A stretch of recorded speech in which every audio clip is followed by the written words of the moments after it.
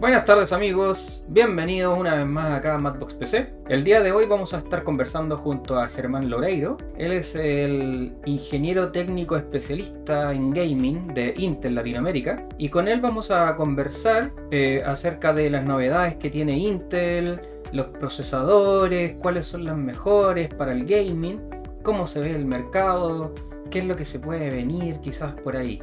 Así que atentos a esta entretenida entrevista, esperemos que así sea. Que podamos conversar acá un poco del gaming y de cómo ve Intel este mundillo. Eh, sí, porque bueno, es un mundillo, tiene sus reglas, la gente lo entiende, de repente se pelean, de repente reflota, de repente es tendencia, después deja de ser tendencia, cambia de rumbo, se va al mobile, vuelve al escritorio, las consolas y todo eso. Es Sí, bien dinámico. sí, sí, sí. Bueno, es como es un poco el mundo. O sea, generalmente en el mundo las tendencias, vos viste cómo es, a veces están más en la cresta de la ola, por decirlo en algún momento, después por ahí pasan un poco al olvido, pero no quiere decir que no estén, simplemente es que dejaron de estar en el ojo de la tormenta. Eh, y después vuelve a estar de moda y otra vez todo de vuelta para ese lado.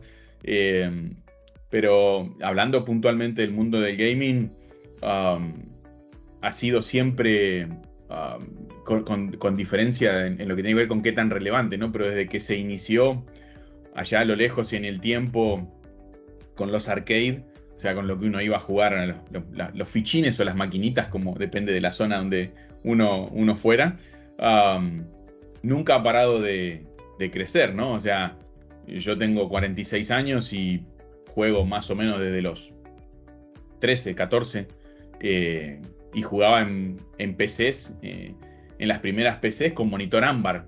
Hoy es algo impensado. O sea, decir, ¿quién juega Exacto. con un monitor monocromático ámbar? Está loco.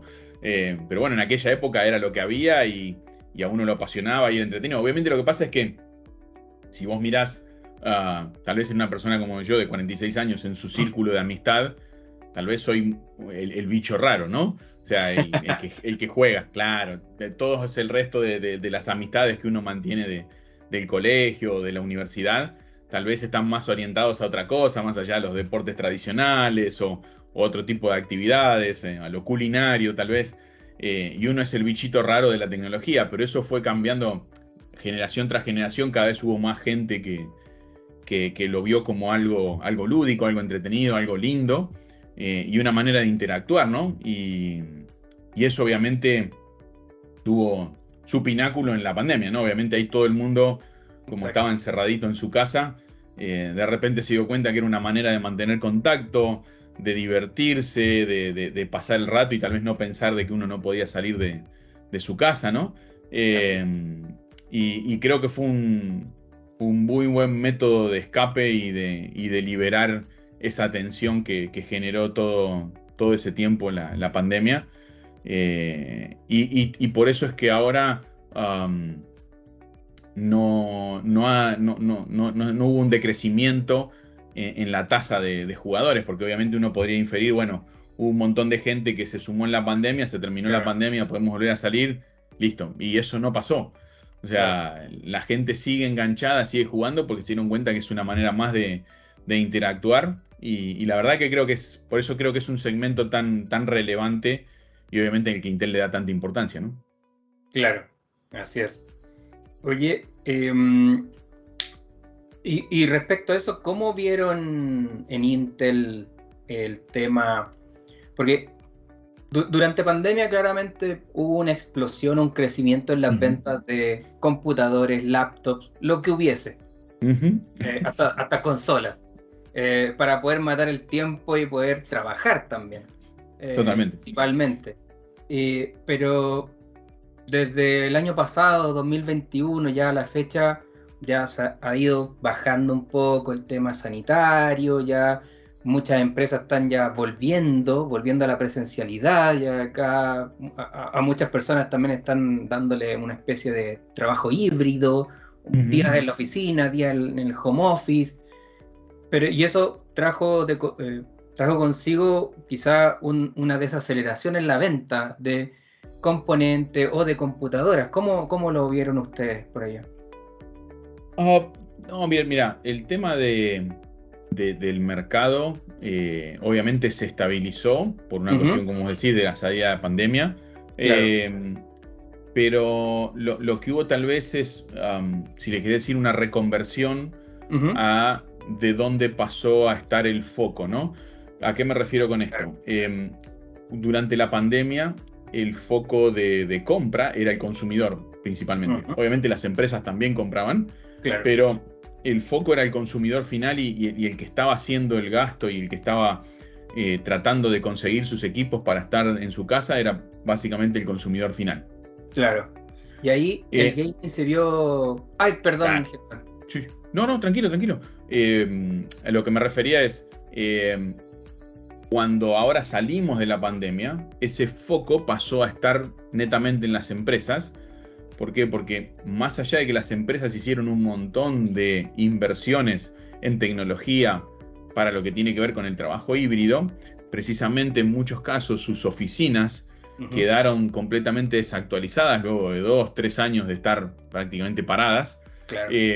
Y entonces ahora lo que estamos viendo es que hay nuevamente una revigorización, si le quiere decir, de la Ah, buenísimo. actualización de los equipos que estaban en las oficinas, ¿no? Claro. Entonces, no es que el mercado decreció, sino creo que cambió hacia dónde está, ¿no? Y obviamente lo que también te terminó impactando fue el mercado cripto, Exacto. que la caída del mercado cripto ahora hizo que, por ejemplo, esté inundado el mercado de placas de video, o sea, el stock es, antes que no alcanzaba para nada, ahora es no solamente Sí, suficiente, sino que tenés todos los mineros que están vendiendo ahora sus placas de video usadas. exacto. Eh, entonces, obviamente, eso hizo que tenga su impacto, ¿no? Por eso digo, el mercado está cambiando, no está en baja, sino Ujú, lo que hizo el shift hacia otro lugar, perfecto. ¿no? Ah, perfecto. Buenísimo. Buenísimo saberlo, buen dato ese que te tiraste. Y, y hubo una proliferación, por decirlo de alguna manera, también de streamers. Muchos Sí. se dedicaron al streaming. eh, con cero, con uno, con dos viewers, estaba lo mismo, la gente lo hacía también como una forma de liberar estrés, un poco de salir de esta pandemia, de este encierro, estos confinamientos. Y Totalmente. ahí eh, el poder tener un buen equipo, un equipo acorde, un computador, una laptop que acompañara a esas sesiones de streaming, porque además estabas jugando, Ujú. tal vez te ponías a grabar mientras dormías, hay de todo en Twitch. Pero principalmente jugando juegos Ujú. tipo League of Legends, Overwatch, algunos Ujú. Counter, otros jugando hasta Among Us o cosas así, Fall Guys, Sí. de todo ahí, de todo en el mundo. Y, y eso también necesitaban tener un buen compañero dentro del computador que hiciera peso y le diera una buena performance a la hora de estar realizando la tarea stream del juego y además Ujú. streameando. ¿Cómo viste ahí eso? ¿Cuál debiese ser o el enfoque o en ese sentido para poder tener un buen compañero a la hora de querer yo iniciarme en este tema del streaming de mis juegos? Sí, bueno, es muy buena la apreciación que hiciste. Lo que hizo en muchos casos es que los usuarios corrieran su elección de a veces buscar solamente precio, a Ujú, buscar, sí, precio, porque eso siempre se busca en el consumidor, pero también las características de un equipo que le sirviera para hacer todo esto que vos decías, ¿no? Entonces es como que se desaceleró un montón la compra de los equipos de más gama de entrada claro. y se aceleró muchísimo la compra de los equipos de gama media, media alta, ¿no? Precisamente por esto que vos comentabas, hoy la gente le demanda mucho más a sus equipos que simplemente tal vez navegar por la web o mirar alguna película por stream. Ujú, Eh, entonces, requieren, hoy, pues si vos te fijás, por poner un solo ejemplo, estamos haciendo nuestra reunión por Teams y solamente el hecho de tener abierto el Teams en un procesador, yo tengo por ejemplo en mi máquina un i7 de 10ª generación, está bien, es uno de movilidad, no es un quad-core, pero está rondando entre el 15 y el 30%, y no estoy haciendo absolutamente nada más que esto. O sea, Exacto. solamente tengo abierto el Teams. Entonces, obviamente que si vos estás ejecutando alguna otra aplicación, eso obviamente va a ir apilando consumo de CPU y de memoria y de placa gráfica. Y obviamente hace que cuando vos tenés varias de estas aplicaciones, esto podría ser tu stream, pero si vos estás haciendo algo intensivo, como por ejemplo un juego, perdón, Sí, tranquilo, tranquilo. Toma agüita nomás. ahí, se me fue. Menos mal que tengo un poquito Eso, tome agua nomás, no hay problema. de agua. Eso hace que eh, requieras mucho más poder de tu computador, y la gente se dio cuenta, principalmente los que tenían equipo de entrada de gama, Claro. que no le era suficiente. O sea, solamente capaz que una sesión de Teams con un equipo muy, muy de entrada hacía que la máquina se trabara o la experiencia no fuera fluida. Eso, ayer justo tenía una charla con otro dando un evento. Ujú. Y lo que me decían es que lo que valoraban cuando trabajaban, unas personas que trabajaban específicamente con diseño, me decía que valoraban mucho la fluidez. O Claro. sea que cuando vos haces al tab y vas pasando aplicación a aplicación, que no sea algo que se trabe, que te quedes esperando a ver a qué ventana fuiste a parar, ¿no? Claro. Entonces, ese tipo de experiencia fue lo que hizo que la gente corriera su elección hacia los equipos más de gama media, media alta. Porque cuando vos pasás un equipo de gama media, media alta, no solamente estás mejorando tu procesador, estás mejorando el equipo en general. Generalmente traen mejores pantallas, mejores discos, mejores placas Wi-Fi. Entonces, no es solamente que levantás tu rendimiento, sino que levantás toda la experiencia en general, ¿no? Así es, así es. Y en este sentido, ya que hablaste de que tienes ahí tu procesador, o sea, tu computador y solamente con el Teams ya está en un 15-30% de uso. Ujú, La arquitectura de la doceava, donde maneja una arquitectura, un diseño híbrido, ujú. es más beneficiosa en este sentido porque la carga se la estarían llevando unos núcleos de bajo consumo, más allá de los núcleos de alto rendimiento, los P-cores. Totalmente. Bueno, lo que trae la arquitectura híbrida es esto que vos decías, la chance de que el Thread Director con Windows 11, que el Thread Director es este agente que está en la pastilla del procesador para decir a qué núcleo va a parar cada tarea, Ujú. eh, defina cuál es lo más óptimo para el uso, ¿no? O sea, por ejemplo, vamos a hacer algo así simple. Como nosotros, si yo ahora tuviera un procesador de 12ª generación, y si fuera un i7, por ejemplo, de movilidad, como la máquina que yo estoy usando ahora, Ujú. tendrías cores de performance y cores de eficiencia. Entonces, mientras yo estuviera usando solamente el Teams, es probablemente que el Thread Director agarrara y asignara algún core de performance para el Teams. ¿Por qué? Simplemente porque no hay nada más ejecutándose por otro lado. Claro. Ahora, en el momento en que suponete que estamos haciendo una charla y me decís, che, Germán, ¿me mostrás tal producto que vos me habías dicho? Había un benchmark que me podías mostrar. Yo, sin cerrar el Teams, trato de ejecutar ese benchmark. Automáticamente el thread directo va a agarrar y decir, espera. Agarro, muevo el Teams de un core de performance a uno de eficiencia y libero los core de performance para esa tarea más demandante que vas a querer ejecutar. Ujú. Entonces, eso es lo que lo hace mucho más dinámico. Y obviamente, al tener un incremento en la cantidad de cores, porque no te olvides que en los procesadores de movilidad, especialmente, el incremento de núcleos fue muy grande. O sea, tenés ahora i7 de 10 o 14 cores, dependiendo del segmento de procesador de movilidad que tomes. Claro. Eso va a hacer que, al tener muchos más núcleos disponibles, vas a poder asignar muchas más tareas. Y obviamente esto que hablábamos de la fluidez al uno ir switchando de tareas, va a Ujú. ser mucho más notorio, ¿no?, que con un procesador de generaciones anteriores. Claro. Buenísimo. Y desde tu mirada, o quizás la de Intel, ¿qué debiese ser lo principal en lo cual, o lo esencial, cuando yo quisiera actualizar mi equipo y elegir un nuevo procesador? ¿En qué me debiese fijar o nos debiésemos fijar? A ver, sé que voy a sonar a disco roto porque siempre que me hacen esta pregunta arranco con la misma respuesta. pero lo principal, cuando uno va a actualizar su equipo, es mirar todo lo que tiene y cuáles son sus perspectivas de actualización. ¿Por qué? Porque obviamente cuando uno arma un equipo desde cero, o sea, bueno, es mucho más sencillo porque uno agarra y dice, bueno, ok, elijo un procesador, elijo un motherboard, elijo una placa de video y va a cambiar todo, ¿no? Ahora, si uno va a actualizar un equipo, uno tiene que mirar el resto de los componentes para ir a algo acorde o tener un plan de qué es lo que va a actualizar siguiente, ¿no? Porque, a ver, mi respuesta más sencilla, ¿cuál sería? Siendo representante de Intel, es decir, andá y comprate el mejor procesador de Intel que consigas y estás listo. Claramente. Pero eso no sería razonable si no analizo toda la situación. ¿Por qué? Porque si vos tenés, por poner un ejemplo, el mejor i9 y luego en tu máquina que acabas de actualizar tenés un disco mecánico, tu experiencia va a ser una porquería. Exacto. ¿Por qué? Porque el limitante va a ser el disco mecánico.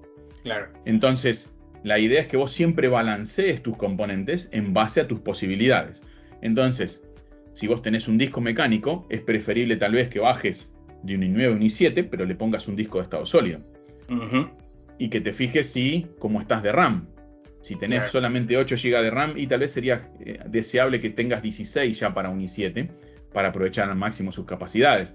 Entonces, siempre que uno va a actualizar su PC, yo diría que primero vaya a analizar qué es lo que tiene, cuál sería su camino de actualización, averiguar, siempre hay videos y expertos que nos están recomendando cuáles serían las configuraciones ideales, y eso es de mucha ayuda.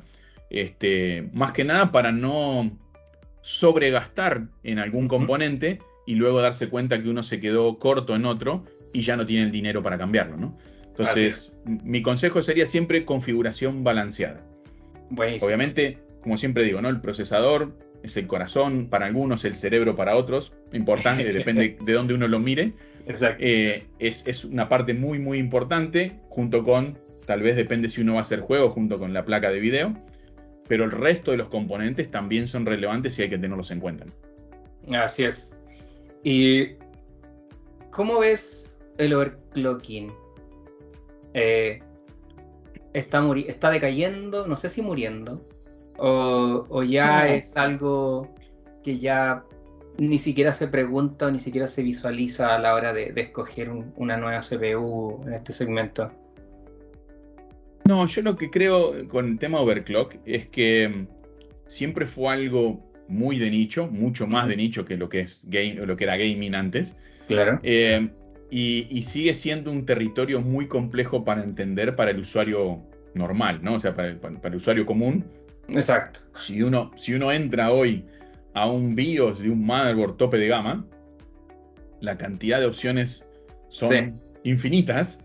Exacto. Y no todo el mundo tiene el tiempo o las ganas o le gusta averiguarse qué significa cada una de esas e ir jugando con los seteos hasta encontrar el punto óptimo, ¿no? Entonces, ese es uno de los temas con overclock. No es que decae, sino que es muy complejo y no toda la gente lo entiende. Ha habido intentos de simplificarlo. Intel tiene un software que se llama XTU, o sea, es Intel Extreme Tune Utility, que lo hace mucho más amigable en cuanto a que es un software. En lugar de tener que entrar al BIOS, directamente lo haces desde Windows y tenés unas barritas, unos slides en los que vos jugás con las frecuencias de los distintos núcleos y podés tirar una prueba para ver si esa configuración overclockeada va a funcionar o va a fallar. Entonces eso lo hace mucho más amigable. Pero así todo, como yo digo, te tiene que gustar, ¿no? Aparte, el tema de overclock siempre fue algo de cómo sacarle más rendimiento a procesadores que no sean tan caros, ¿no? O sea, Claro. porque la idea era el overclock nace como el que no tenía el dinero para comprar un procesador de más alta gama. Exacto. Y hacía overclock de procesadores de gama más baja para sacarle más rendimiento, ¿no? Entonces, yo creo que si me preguntás a mí hoy, el procesador, el del pueblo para hacer overclocking, debería ser el i5 12600K. Porque es un procesador que tiene un costo razonable y que tiene el espacio como para realmente elevar la frecuencia tanto de los cores de performance como los de eficiencia, ¿no? Tal vez cuando vos te vas a un procesador como el 12900KS, ya está muy cerca de los límites. Obviamente siempre se puede sacar más, Claro. pero estás mucho más cerca que con un 12600K y ahí es donde realmente está la diversión de hacer el overclock, ¿no? Obviamente los que quieren batir los récords, que son los overclockers profesionales, eligen los procesadores más tope de gama y los llevan al límite con nitrógeno líquido, ¿no? Pero para hablando al Así es. usuario común, Sí. al usuario normal, al de a pie, el que va a comprar un kit de water cooling y va a poner un procesador de este estilo, yo creo que procesadores como el 12600K o incluso hasta el 12700K, el i7, son los ideales para hacer ese juego y saber cuánto más le puedo sacar de rendimiento por el mismo dinero. Exacto. Bueno, y el 12700K es muy, muy, muy parecido al 12900, salvo una diferencia ahí de los núcleos de eficiencia, pero tiene los mismos 8 núcleos de rendimiento. Hay un poco de juego con la Intel XTU y te puede rendir muy, muy similar y a un precio quizás más asequible Exacto, para muchas personas. Y más aún totalmente. un 12600K o un 12400F, que también ha sido como el punto perfecto ahí para los bolsillos ajustados y de un muy buen rendimiento, ya sea para gaming, para tareas de ofimática, para todo eso. Sí, sí, sí, totalmente. No, bueno, el i5 12400 ha sorprendido gratamente a todos en cuanto a lo que es rendimiento por precio. Y, y vas a tener que esperar hasta fin de año, este, principios del año que viene, para tener otra grata sorpresa en ese segmento, ¿no? No podemos decir más que eso, Ah, pero va a haber una grata sorpresa en ese mismo segmento, en los primeros días, si querés, hablar con justeza, en los primeros días del año que viene, vas a tener una muy linda sorpresa en ese segmento. vamos a tener un lindo año nuevo, dices tú. Sí, vamos a decir que sí. Ah, Sí, sí, muy sí. bien. Un lindo lagartito a inicio de año. Sí. Qué bueno. Buenísimo. Oye, y últimamente, bueno, debo preguntarlo. Sí. La vereda del frente también hizo unas declaraciones súper fuertes ahí diciendo, este es el nuevo rey del gaming. eh, Cuando la doctora Lisa Su hizo su speech. Eh, ¿Cómo se viene el lagartito frente a esa declaración? A ver, es muy difícil todavía hacer un pronóstico porque obviamente el producto de la competencia todavía no está en el mercado, con lo cual Exacto. no hay manera de saber cuál va a ser su rendimiento final, ¿no? Ujú. Eh, pero al menos en base a nuestro producto, que es el que conocemos y obviamente es el que confiamos, creemos que vamos a estar muy, muy bien comparativamente. Eh, pero bueno, como te digo, tenemos que esperar al lanzamiento para ver realmente los números, ¿no? O sea, reales de rendimiento. Pero creemos, Exacto. decimotercera generación, más allá de que no podemos hablar mucho, estamos igualmente a una semana solamente de que se lancen los primeros 3 modelos, ¿no? O sea, obviamente esto va a ser en etapas como fue decimosegunda. Claro. El 27 de septiembre se anuncian los primeros 3 modelos, van a ser los K, que son los más tope de gama y para gaming y overclock. Y ahí ya vas a tener una idea de dónde estamos parados en cuanto a lo que tiene que ver con especificaciones, y poquito tiempo después vas a poder tener los benchmarks como para poder hacer análisis. Pero creo que vamos a estar muy bien. Ah, buenísimo. Buenísimo saberlo. Y bueno, y todos esperamos lo mismo. Siempre beneficioso. Exacto, siempre beneficioso para todo, para la gente. Totalmente. Y Como aprovechando. dicen, la competencia nos eleva a todos, ¿no? O sea, Exacto, exacto. Oye, tienes ahí harto Intel Arc. ¿Cómo ha sido la recepción de Arc? Sobre todo de las gráficas, las primeras serie A en la ujú. gente. ¿Cómo la han visto? Sí, a ver, todavía no tenemos mucho volumen en el mercado como para poder hacer un análisis. Pero por lo menos en lo que es las A380, que son las que más están disponibles para testeo, la recepción ha sido muy buena. Obviamente hay detalles para trabajar en lo que tiene que ver con los drivers, especialmente en los juegos más antiguos, los que son DirectX 11 o DirectX ¿Mm? 10. Eso no es ningún secreto. Hay que trabajarlo. Obviamente Intel está trabajando en la mejora de estos drivers. Hay que tener en cuenta de que obviamente Intel no tiene todos los años que han tenido el Claramente. resto de los competidores como para tunear sus drivers en cuanto a rendimiento, especialmente en ese tipo de juegos. Pero sí lo que nos deja tranquilos, y obviamente es lo que ha dado una visión positiva en lo que tiene que ver con prensa y con la gente que ha testeado el producto, es que los juegos nuevos andan muy bien, y es muy competitivo en lo que tiene que ver con rendimiento y precio, ¿no? Entonces, creo que obviamente falta trabajo, pero creo que el camino es el correcto y vamos a andar muy bien. Genial, se agradece y se le desea lo mejor ahí a Intel con Arc, a Raya y a todo su equipo ahí, pues siempre es bienvenido nuevamente de lo que dices, la competencia. Y, Exacto. y una empresa como Intel con la espalda, el prestigio, la historia que tiene y el tremendo personal calificado y técnico, ahí claramente se vienen cosas bonitas, como dicen. Eso creemos, eso creemos. Exacto. Oye, Germán, ya estamos en el tiempo. Muchas gracias por tu tiempo, tu disponibilidad. Se hizo corta la conversación, el tiempo. Se entiende que estás súper ocupado. Eh, Muchas preguntas se pueden hacer. El tema da para mucho, pero tratamos de condensar lo más que se pudo para tratar de despejar algunas dudas. Obviamente hablar de productos no lanzados aún es súper difícil y se entiende. Una semanita. Y uno está más que acostumbrado a las respuestas estándar y políticamente correctas, pero se agradece también. Y nada, pues algo que le quieras decir a la gente como último comentario, como para ir cerrando la conversación.